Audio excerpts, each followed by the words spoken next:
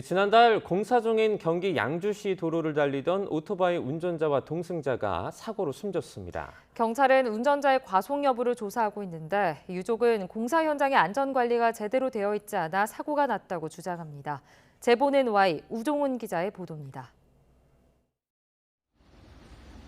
지난달 31일 새벽 복선 구간을 달리던 오토바이가 급히 방향을 틀더니 도로 한가운데 공사장 안전시설물을 들이받습니다. 오토바이에 타고 있던 2명은 그대로 튕겨나가 전봇대에 부딪혔고 어깨와 머리를 심하게 다쳐 모두 숨졌습니다. 경찰은 안전장비를 갖추지 않은 운전자가 시속 40km 구간 도로에서 과속했는지 살피고 있습니다. 하지만 운전자의 유족은 사고 원인이 공사 현장에 있다고 주장합니다. 안전관리가 제대로 되지 않아 인명사고의 직접적인 원인이 됐다는 겁니다. 얘가 이제 중심을 잃고 도로 쪽으로 가까이 오다가 이 안전패스를 지금 충돌하게 된 사건이거든요. 유족들의 주장이 근거가 있는지 당시 사고 현장 상황을 자세히 찾아봤습니다. 사고 다음 날 유족이 현장을 다시 찾아보니 커브길로 진입하는 차선이 도로 중앙 공사장 안쪽을 향하고 있었습니다. 또 공사장 앞에서 차선이 뚝 끊기는 데다가 급회전 구간이라 사고가 났을 때처럼 새벽엔 어디로 가야 할지 더 알기 어렵습니다. 도로를 점용해 공사할 때 노면의 기존 표시를 완전히 없애야 한다는 국토교통부의 도로 공사장 교통관리 지침에 어긋납니다. 실제로 인명사고 이후에야 뒤늦게 차선을 새로 그린 것으로 확인됐습니다.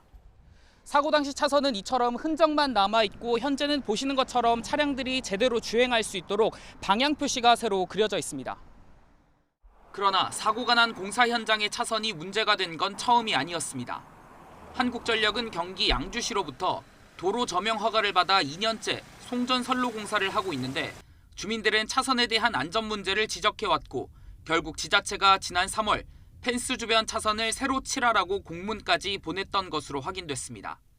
그전에는 이렇게 안 하고 그냥 펜스만 치고 그냥 하고 막 이런 식으로 했어요. 또 이 구간에서 사고도 몇 번 났고 그래서 늘 우리 주민들은 위험을 안고 살고 있습니다. 상황이 이런데도 경찰이 과속 여부만 따져 수사를 끝내려 한다며 유족들은 반발하고 있습니다. 소 잃고 외양간 고친다 라는 식으로 받아들일 수밖에 저는 없을 것 같습니다. 어쨌든 조사가 철저하게 진행돼야 되는 것임에도 불구하고 가족으로만 몰고 가는.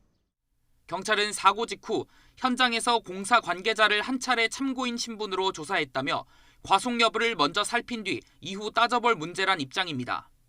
경기 양주시는 차선 도색을 권고할 수는 있어도 관리 책임은 한전에 있다는 입장이고 한전은 안전조치에 문제가 없다고 밝히고 있습니다. 유족은 차선폭 감소 표시나 위험 표지판을 제대로 설치하지 않은 도로공사 관계자들에게 유죄가 선고된 판례를 근거로 검찰 수사를 요청할 계획입니다. YTN 우종훈입니다.